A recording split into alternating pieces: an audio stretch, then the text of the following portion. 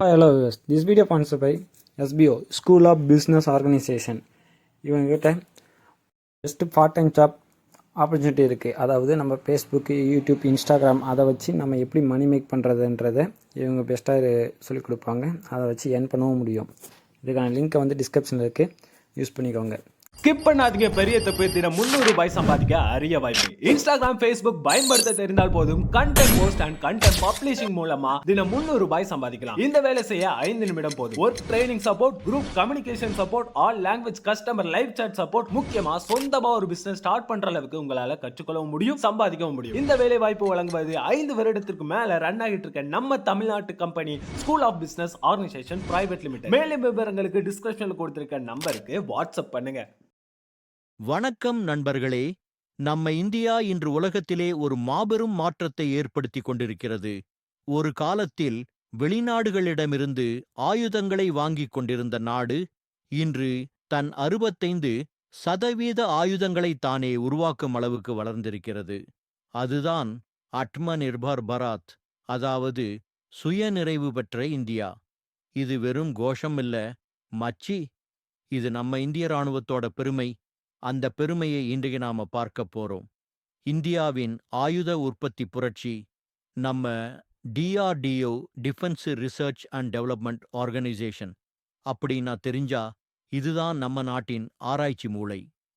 இதோட முயற்சியால்தான் இன்று நம்மிடம் Tejas fighter jet, Arjun tank, Akash missile, Pinaka rocket system மாதிரியான உலகத்தரமான ஆயுதங்கள் உருவாகியிருக்கு. இதுக்கு மேல HAL, Hindustan aeronautics limited, Bharat electronics limited, ordnance factories மாதிரி பல அரச நிறுவனங்கள் தொடர்ந்து உழைக்குது. மேட் இன் இந்தியா ஆயுதங்களோட தாக்கம் இன்று உலகமே கவனிக்குது இந்தியாவை.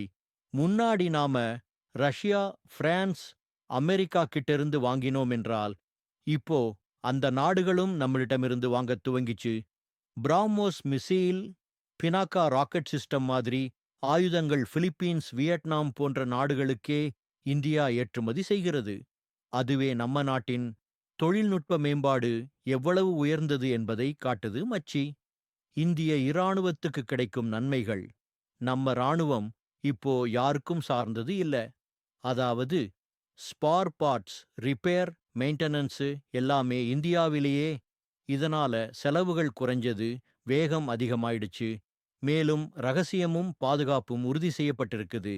அதிலும் முக்கியமா நம்ம யங் என்ஜினியர்ஸ், சயின்டிஸ்ட்ஸ், சோல்ஜர்ஸ் எல்லாம் சேர்ந்து நாட்டை பாதுகாக்கும் உற்பத்தி சக்தியாக மாறியிருக்கு. எதிர்கால நோக்கம். அடுத்த சில ஆண்டுகளில் இந்தியா 100% ஆயுதங்களை தானே உருவாக்கும் இலக்கை வைத்திருக்குது. Make in India, make for the world என்பதுதான் நம்ம சவால். அந்த நாளும் தொலைவுள்ளது இல்ல மச்சி. இந்த மண்ணோட சக்தி, இந்த மக்களோட முயற்சி சேர்ந்து பார்த்தா இந்தியா ஒரு முழுமையான இராணுவ வல்லரசாக மாறும் நாள் மிக அருகில் இருக்கு. இறுதி வரிகள். நம்ம இராணுவம் நம்ம பெருமை, நம்ம தொழில்நுட்பம் நம்ம எதிர்காலம். இந்தியா இன்று தன் ஆயுதங்களை தானே உருவாக்கும் நிலை வந்திருக்குது. இதை நினைச்சா கூட நம்ம மனசுக்கு ஒரு வலிமை வரும். ஜெய் ஹிந்த், ஜெய் பாரத்.